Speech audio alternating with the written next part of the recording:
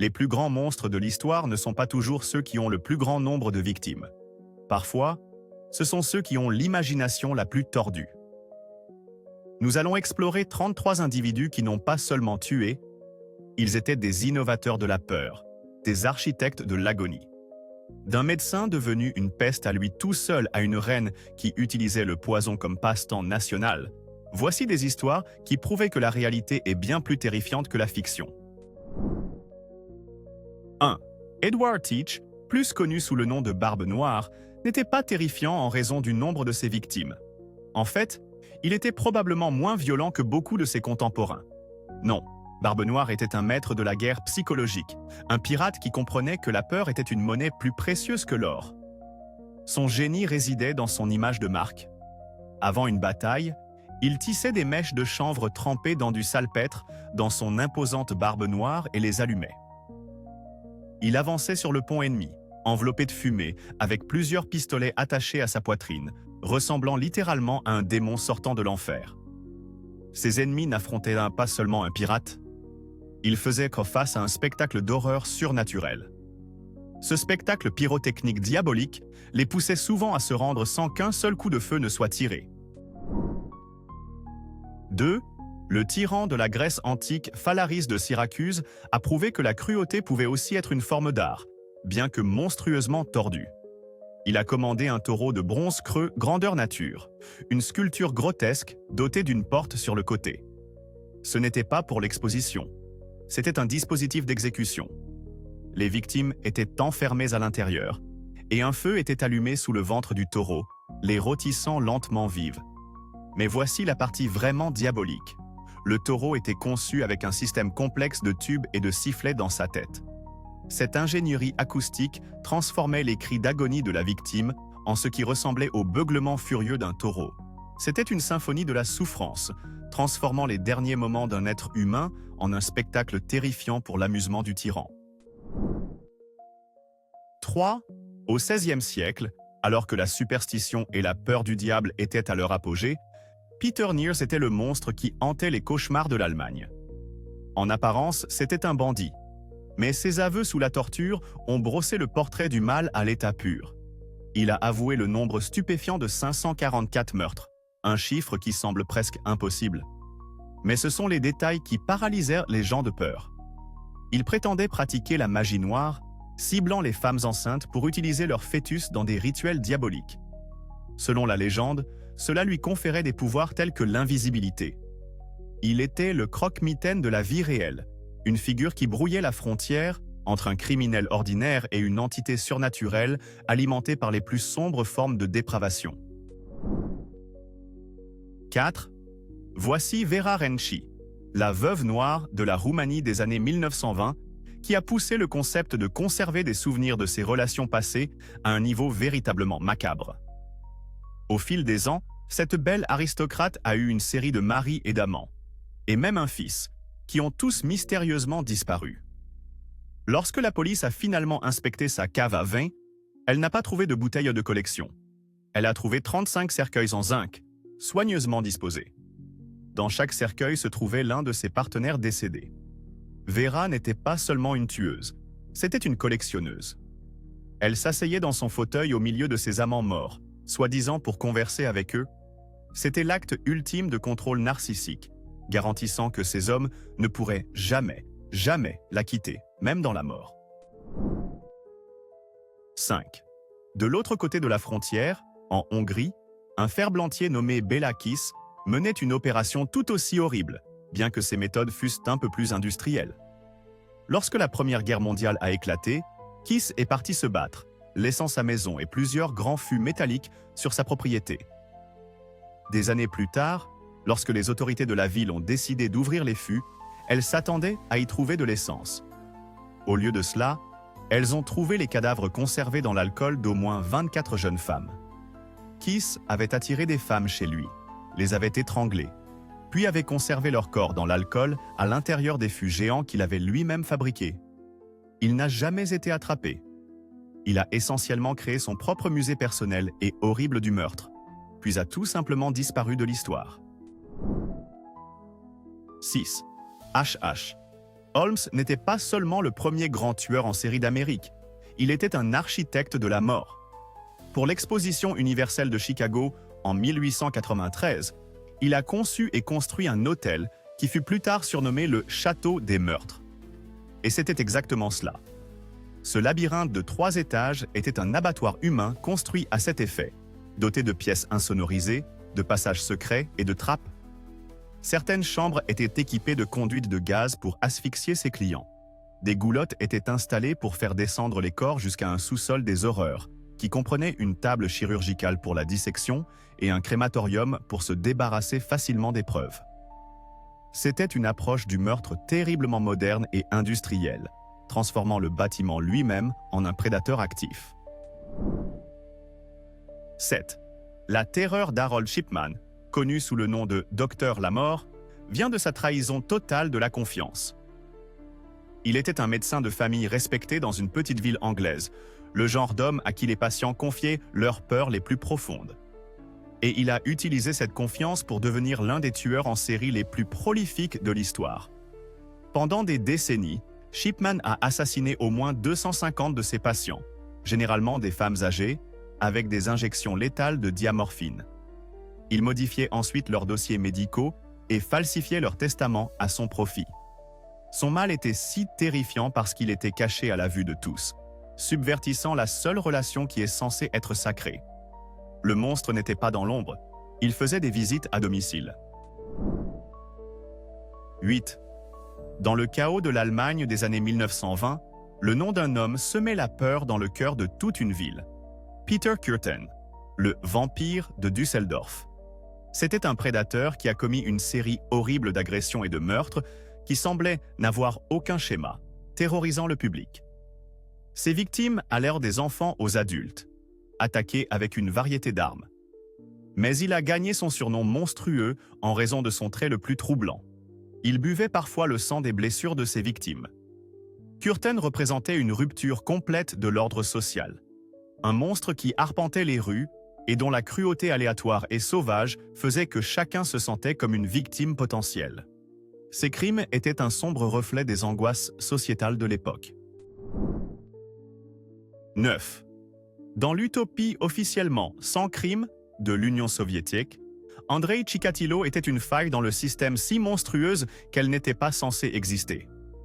Pendant 12 ans, le boucher de Rostov a hanté les réseaux de transport, une figure de grand-père apparemment pathétique et maladroite qui passait facilement inaperçue. Cette façade inoffensive était sa plus grande arme. Alors que la police, aveuglée par l'idéologie, cherchait un tueur plus jeune et plus fort, convaincu qu'une telle dépravation occidentale ne pouvait pas provenir d'un père de famille soviétique, Chikatilo a continué son carnage. Il a attiré au moins 52 femmes et enfants vers la mort avec une brutalité qui a choqué même les enquêteurs chevronnés. Ces actes de mutilation et de cannibalisme n'étaient pas seulement des meurtres, c'était une profanation complète de la forme humaine. Chikatilo représente une terreur unique, le mal qui prospère lorsqu'une société refuse même d'admettre qu'il peut exister. 10. Pedro Alonso López, le monstre des Andes, opère à une échelle d'horreur qui ressemble plus à une catastrophe naturelle qu'à l'œuvre d'un seul homme. Ses propres aveux, livrés avec un manque d'émotion troublant, portent le nombre de ses victimes à plus de 300 jeunes filles à travers la Colombie, l'Équateur et le Pérou. C'était une peste nomade, allant de village en village, exploitant la pauvreté et la confiance des communautés rurales. La véritable terreur hallucinante de son histoire n'est pas seulement le nombre stupéfiant de vies qu'il a détruites. C'est ce qui s'est passé après son arrestation. En raison de vides juridiques et du chaos juridictionnel, il n'a purgé que 18 ans de prison. En 1994, l'un des tueurs en série les plus prolifiques de l'histoire a été jugé réformé et libéré. Il est sorti en homme libre et a disparu, laissant le monde se demander où se trouve aujourd'hui ce trou noir humain de la mort. 11. Ted Bundy était terrifiant parce qu'il était un cheval de Troie de chair et de sang. Avant lui, la société entretenait la croyance réconfortante que les monstres avaient l'air monstrueux. Bundy a brisé cette illusion pour toujours. Il était beau, intelligent, éloquent et étudiait pour devenir avocat, le genre d'homme que les parents seraient ravis de voir leur fille ramené à la maison. Il a magistralement utilisé ce charme typiquement américain comme une arme, feignant des blessures avec un bras en écharpe ou se faisant passer pour un policier pour attirer ses victimes dans un état de fausse sécurité. Son mal ne résidait pas seulement dans ses actes violents, il résidait dans sa profonde tromperie. Bundy a prouvé que le prédateur le plus terrifiant n'est pas celui qui se cache dans l'ombre, mais celui qui vous sourit en plein jour, vous faisant vous demander si vous pouvez vraiment faire confiance à quelqu'un à nouveau. 12. Jack l'Éventreur est plus qu'un tueur en série historique. Il est une figure permanente de notre cauchemar collectif. Il n'a pas seulement assassiné des femmes dans les ruelles labyrinthiques et enfumées du Londres victorien, il a transformé la ville entière en scène pour son grand et grotesque théâtre de la mort. La précision anatomique de ses mutilations a alimenté des spéculations terrifiantes, selon lesquelles il pourrait être un médecin ou même un membre de la famille royale. Mais c'est sa guerre psychologique, les lettres de défi envoyées à la presse, signées de son nom macabre, qui a cimenté sa légende. Il n'a jamais été attrapé, jamais identifié. Il reste une incarnation sans visage de la peur urbaine ultime. Le mal intelligent, calculateur et totalement fantomatique qui peut émerger de la foule, accomplir des actes indicibles, puis se fondre à nouveau dans l'anonymat pour toujours. 13.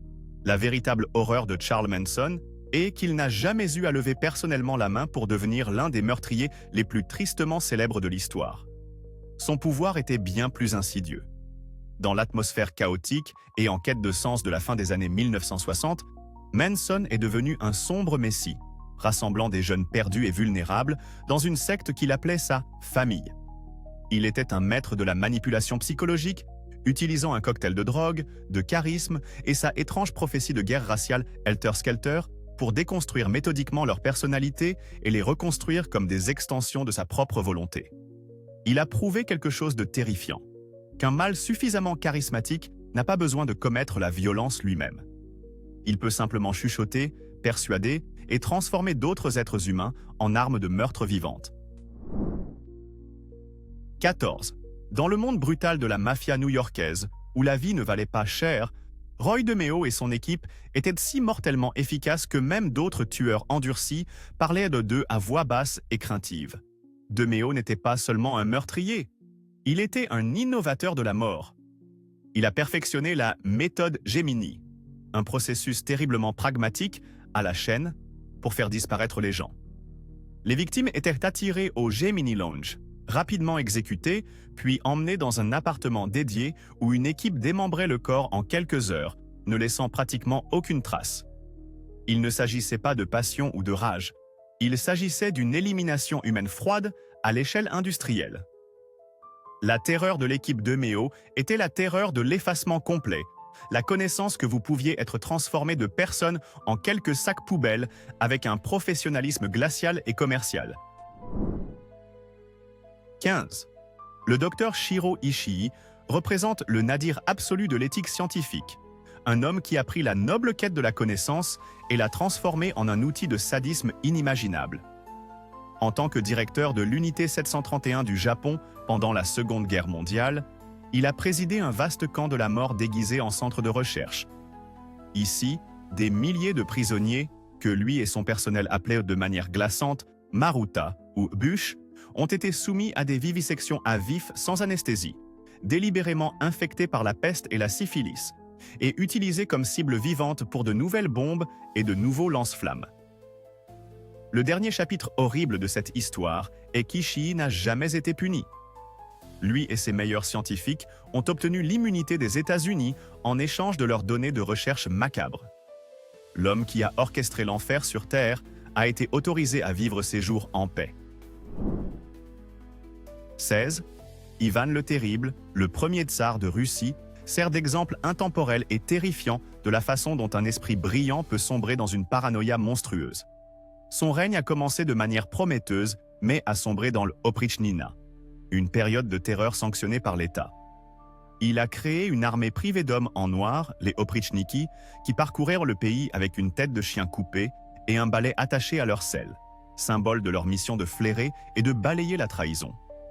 Il ne répondait faille qu'à Ivan, déchaînant une vague d'exécutions publiques et de massacres, y compris le sac brutal de la ville entière de Novgorod. Le symbole ultime de sa tyrannie fut personnel. Dans un accès de rage incontrôlable, il frappa et tua son propre fils et héritier, assassinant de fait l'avenir de la Russie avec les mêmes mains qui avaient bâti son empire. 17. La reine Ranavalona. Hier de Madagascar a gagné le surnom de « la reine folle ». Mais sa terreur naissait d'un motif glacialement rationnel. Un désir fanatique de préserver l'indépendance de sa nation face aux puissances coloniales européennes. Cependant, ses méthodes pour y parvenir ont dégénéré en un règne de 33 ans de pure horreur autodestructrice. Elle voyait des traîtres et des sympathisants étrangers partout, et son outil favori pour les débusquer était l'ordali du Tangena. L'accusé était forcé d'avaler le poison de la noix de Tangena, ainsi que 3 morceaux de peau de poulet. S'il vomissait les 3 morceaux de peau, il était innocent. S'il ne le faisait pas, ou mourait du poison, il était coupable. Cette forme de justice bizarre et létale, combinée à des projets de travaux forcés brutaux, a décimé sa propre population.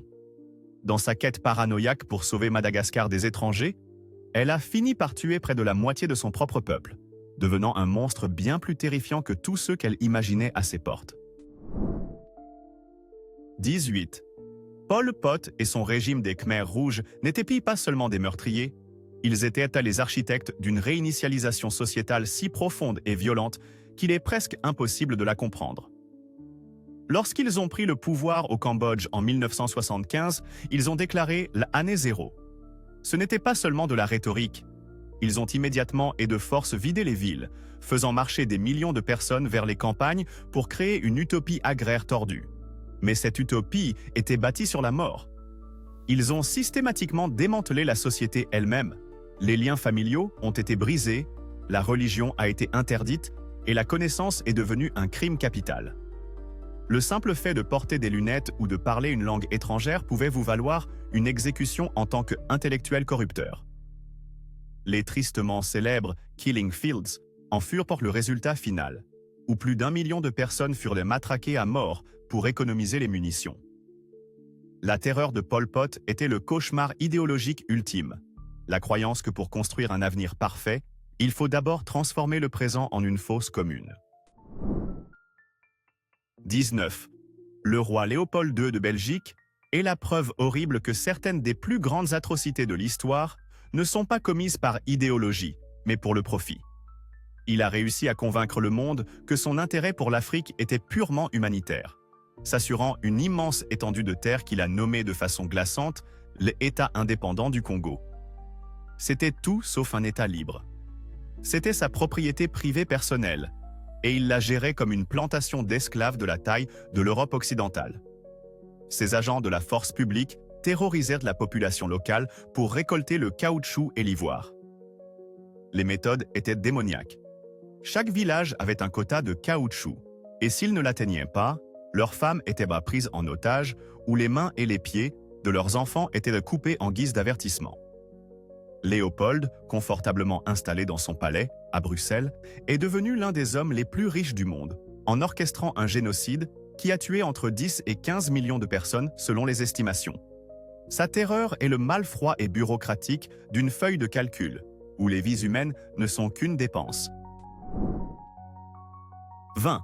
Nader Shah, le souverain de la Perse du XVIIIe siècle, était un génie militaire qui est sorti de l'ombre pour forger un empire. Mais à mesure que son pouvoir grandissait, sa paranoïa aussi, et son esprit brillant a commencé à pourrir en une masse purulente de cruauté.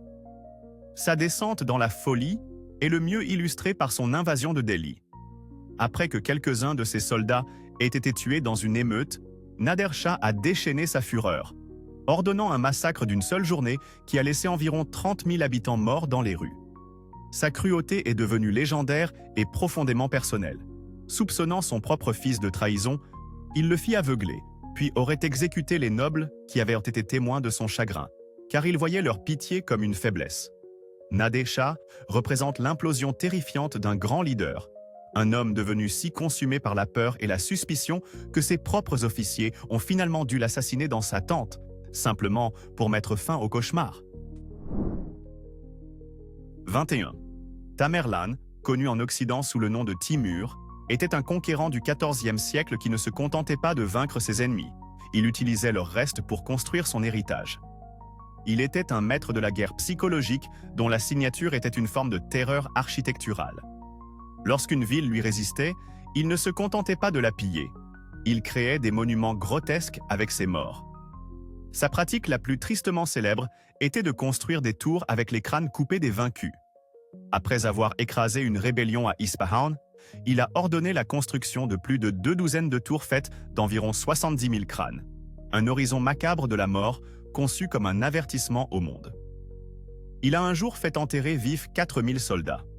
La terreur de Tamerlan ne résidait pas seulement dans l'acte de tuer, mais dans la délibération glaçante et artistique avec laquelle il affichait les conséquences de la défiance, s'assurant que son nom serait à jamais synonyme de peur.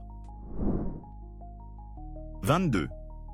Attila le Hun était moins un roi qu'une force de la nature, un tremblement de terre humain qui a déferlé sur l'Europe du vieux siècle, laissant une traînée de dévastation absolue. Son titre, le fléau de Dieu, était bien mérité. Lui et ses guerriers nomades étaient l'incarnation de la destruction nihiliste. Ils ne cherchaient pas à gouverner ou à construire. Ils cherchaient à piller et à effacer. Les villes n'étaient pas seulement conquises. Elles étaient souvent incendiées si complètement que, selon la légende, l'herbe n'y repousserait plus jamais. Pour l'Empire romain en déclin et les autres civilisations établies d'Europe, Attila était l'apocalypse faite chair. Il était l'étranger terrifiant dont les motivations étaient brutalement simples, l'or et la ruine. Son horreur réside dans son rôle de grand destructeur, un homme dont l'impact principal sur l'histoire fut les décombres fumants et le traumatisme collectif qu'il a laissé derrière lui. 23. Muammar Kadhafi était d'une trempe particulièrement terrifiante, mêlant la répression brutale d'un dictateur à la théâtralité surréaliste et imprévisible d'un fou. Pendant 42 ans, il a gouverné la Libye par un puissant cocktail de peur et un culte bizarre de la personnalité. Sa cruauté était souvent un spectacle public. Il diffusait les pendaisons de dissidents politiques à la télévision d'État, forçant les citoyens à regarder et transformant le meurtre d'État en un passe-temps national. Il s'est entouré d'une garde amazonienne entièrement féminine et a prononcé des discours décousus et incohérents qui laissaient le monde perplexe et son propre peuple terrifié par son prochain caprice. L'horreur de Kadhafi était l'horreur de la volatilité absolue. C'était un tyran paranoïaque et mégalomane qui voyait des complots partout et dont le règne était totalement arbitraire, maintenant une nation entière en otage psychologique pendant plus de 4 décennies. 24. La terreur du dictateur chilien. Augusto Pinochet était un mal silencieux et bureaucratique, mais elle n'en était pas moins horrible. Après avoir pris le pouvoir lors d'un coup d'État en 1973, son régime a perfectionné l'art de faire simplement disparaître ses ennemis. Il ne créait pas toujours des martyrs par des exécutions publiques. Au lieu de cela, sa police secrète enlevait des opposants politiques dans la rue, les emmenant dans des centres de torture cachés. Beaucoup n'ont jamais été revus. Ces tristement célèbres caravanes de la mort étaient des escadrons de la mort militaires qui volaient de prison en prison, exécutant des dissidents. On estime qu'ils ont jeté des milliers de corps depuis des hélicoptères dans l'océan Pacifique. Cette méthode était une forme de guerre psychologique particulièrement cruelle.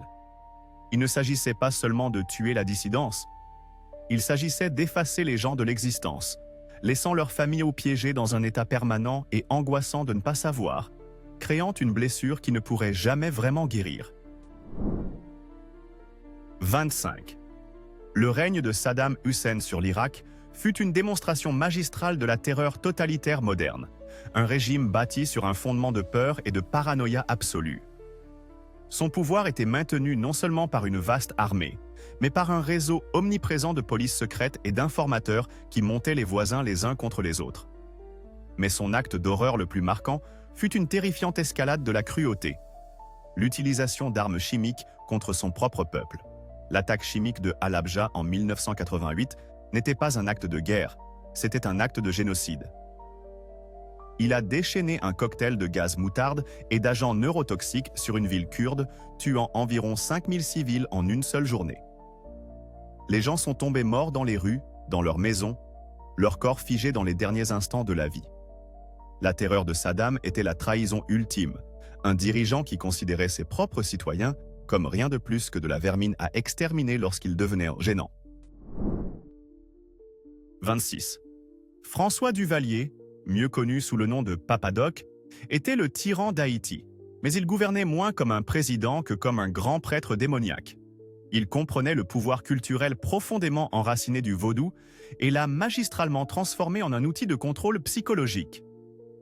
Il s'est inspiré de Baron Samedi, l'esprit vaudou des morts, parlant d'un ton lent et nasillard et n'enlevant que rarement ses lunettes noires. Ce personnage surnaturel était soutenu par la terreur bien réelle de sa milice privée, les Tontons Macoutes. Nommés d'après un croque-mitaine du folklore haïtien, ils étaient une force de brutalité pure et sans contrôle, responsable de la torture et du meurtre de dizaines de milliers de personnes. Ils ne répondaient en qu'à Papa Doc, et beaucoup les croyaient être eux-mêmes des démons surnaturels. L'horreur de Papa Doc était la fusion insidieuse de la violence d'État et de l'effroi spirituel, maintenant son peuple paralysé par la peur des vivants comme des morts. 27. La reine Marie. Hier d'Angleterre restera à jamais connue sous le surnom glaçant de Marie la sanglante, et pour une bonne raison. Sa terreur était celle d'une fanatique religieuse, armée du pouvoir absolu de l'État. Poussée par un désir fervent de ramener l'Angleterre au catholicisme, elle a déclenché une vague de persécutions brutales contre les protestants qui est devenue un traumatisme national. Sa méthode de prédilection était le bûcher public. Près de 300 personnes, des évêques de haut rang aux simples laïcs, ont été condamnées comme hérétiques et soumises à cette mort atrocement lente et publique. Ce n'étaient pas des exécutions discrètes, c'étaient des spectacles horribles conçus pour semer la peur dans le cœur de quiconque osait défier la foi de la reine. Le règne de Marie est un rappel terrifiant de la façon dont la piété personnelle d'un dirigeant, lorsqu'elle se transforme en zèle intransigeant, peut transformer une nation en un paysage de feu et de peur. 28. À une époque de ferveur religieuse, Thomas de Torquemada se distingue comme l'architecte ultime de la terreur institutionnalisée. En tant que premier grand inquisiteur de l'Inquisition espagnole, il n'était pas seulement un homme. Il était à la tête d'une machine terriblement efficace, conçue pour purifier la foi catholique par la paranoïa et la douleur. Sous sa direction de 15 ans, l'Inquisition est devenue une force obscure qui hantait tous les recoins de la société espagnole. Des accusations, souvent anonymes, suffisaient à jeter n'importe qui dans un cachot. Torquemada a perfectionné l'utilisation de la torture systématique, non par pur sadisme, mais comme un outil pieux pour extorquer des confessions. Il fut responsable du bûcher de milliers d'hérétiques et de la conversion forcée ou de l'expulsion de centaines de milliers de juifs et de musulmans. Son horreur est le mal-froid et bureaucratique d'un fanatique qui croyait sincèrement faire l'œuvre de Dieu, un chevalet et un bûcher à la fois. 29. César Borgia était l'incarnation terrifiante du côté obscur de la Renaissance, un monde où l'ambition politique était détachée de tout semblant de moralité. En tant que fils illégitime du pape Alexandre VI, il a eu l'audace et le soutien papal pour se tailler son propre royaume en Italie par une campagne incessante de trahison, de violence et de peur. Il était un maître de l'assassinat discret, préférant l'efficacité élégante du poison, souvent administré via sa tristement célèbre concoction, Cantarella, ou le travail rapide d'un poignard caché. On croyait largement qu'il avait assassiné son propre frère pour consolider son pouvoir, et il était une figure d'un pragmatisme si impitoyable qu'il est devenu la principale source d'inspiration pour le chef-d'œuvre amoral de Nicolas Machiavel, Le Prince. La terreur de Borgia était le mal sophistiqué et glaçant d'un prédateur en habit de soie, un homme qui ne voyait la vie humaine que comme un pion dans son grand jeu de pouvoir. 30. Alors que de nombreux nobles de la Renaissance étaient impitoyables, Sigismondo Pandolfo Malatesta, le « loup de Rimini », était dans une catégorie à part. C'était un homme d'une méchanceté si profonde et spectaculaire que ses contemporains semblaient croire qu'il était un véritable démon sous forme humaine. Brillant chef militaire et mécène des arts, sa vie publique masquait une vie privée remplie d'une dépravation qui choquait même les sensibilités endurcies de l'Italie du XVe siècle. Les accusations portées contre lui étaient une litanie de tous les péchés imaginables. Meurtre de 2 épouses, viol de sa propre fille, pillage et sacrilège généralisé. Son mal était si légendaire que le pape Pie II a pris la mesure sans précédent d'organiser une cérémonie de canonisation à Rome pour le condamner formellement à l'enfer de son vivant. Malatesta est la rare figure historique dont la cruauté personnelle était si extrême qu'elle a transcendé le crime pour entrer dans le domaine du mal mythologique. 31. Maximilien Robespierre a commencé comme un champion du peuple, la voix incorruptible de la Révolution française. Mais il est devenu une leçon terrifiante sur la façon dont la poursuite de la vertu peut mener à un bain de sang. En tant que chef du comité de salut public, il est devenu l'architecte de la terreur, une période où les idéaux de liberté et d'égalité étaient appliqués par la guillotine. Poussé par une obsession paranoïaque de débusquer les ennemis de la Révolution, il a créé une culture de la dénonciation où un mot mal placé pouvait mener à une condamnation à mort. La terreur a consumé des dizaines de milliers de personnes, des aristocrates aux citoyens ordinaires, dans une frénésie de meurtres sanctionnés par l'État. L'horreur de Robespierre est la transformation terrifiante d'un idéaliste puritain en un tyran, un homme qui aimait tant l'humanité en abstrait qu'il n'avait aucun problème à exécuter de vrais humains par charrettes entières pour réaliser sa société parfaite. 32. Nathan Bedford Forrest incarne 3 époques distinctes de la terreur raciale américaine en une seule figure terrifiante. Avant la guerre de sécession, il était un marchand d'esclaves millionnaire, s'enrichissant du commerce brutal de l'achat et de la vente d'êtres humains. Pendant la guerre, il fut un général confédéré brillant mais impitoyable, tristement célèbre pour avoir supervisé le massacre de Fort Pillow, où ses troupes ont massacré des centaines de soldats de l'Union qui se rendaient, la plupart étant noirs. Mais son héritage le plus durable et le plus horrible est venu après la guerre. Dégoûté par l'idée d'égalité raciale, il est devenu le premier grand sorcier du Ku Klux Klan, prêtant son prestige militaire et ses compétences organisationnelles à ce qui allait devenir l'organisation terroriste intérieure la plus durable d'Amérique. Forrest n'était pas seulement un participant à un système cruel. Il fut un leader et un innovateur de la haine raciale tout au long de sa vie, un titan de la terreur américaine. 33.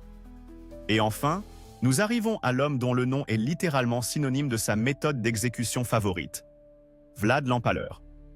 Le prince de Valachie du XVe siècle n'était pas seulement un souverain, c'était un maître du théâtre macabre, et sa scène était le champ de bataille. Alors que d'autres tyrans étaient cruels, Vlad était un artiste de l'agonie, et son médium était le pieu aiguisé. L'empalement était une mort particulièrement horrible, un processus lent et tortueux qui pouvait durer des jours, alors que le propre poids du corps de la victime l'enfonçait davantage sur le pieu.